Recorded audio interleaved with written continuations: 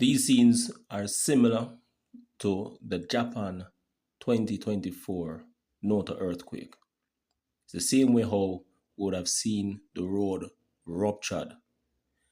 This is indicating very similar characteristics as it pertains to how the earthquakes of magnitude 7 and above manifest themselves, especially those that are considered as shallow earthquakes.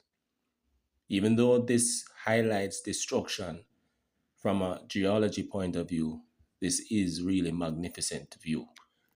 This map, courtesy of the United States Geological Survey, highlights the earthquake intensity of the Myanmar magnitude 7.7, and this is in the context of the geography, the extent at which the intensity would have spread. What we can see is a relatively longitudinal zone of red. This area of red is considered as the zone that would have provided or presented the most intense shaking.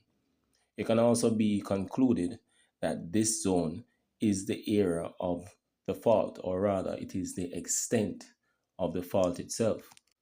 Using the scale provided, the extent at which the most violent shaking of this Myanmar earthquake occurred is greater than 600 kilometers. In Jamaica's context, this is indicating that the extent of this fault zone is at least 2 times the length of Jamaica from Morant Point to Negril Point.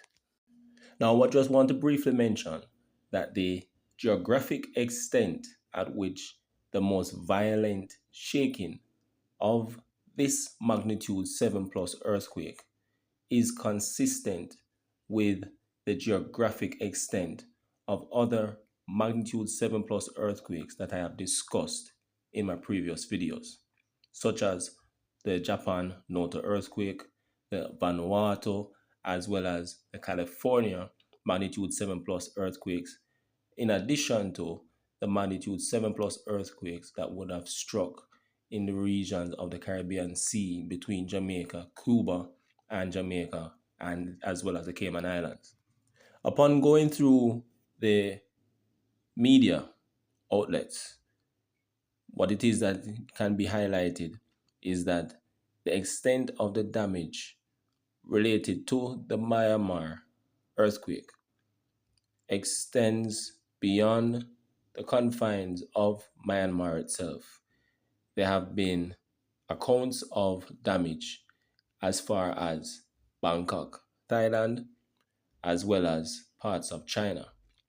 What it is that I have done using the Google terrain images is basically to zoom in on these areas, specifically looking at the terrain and to see whether or not there is a degree of commonality that is really actually an inherent factor behind why damage in these regions is relatively similar. And these are they. 1, all 3 of these areas have a relatively high area of dense population. 2, these areas are located on a floodplain.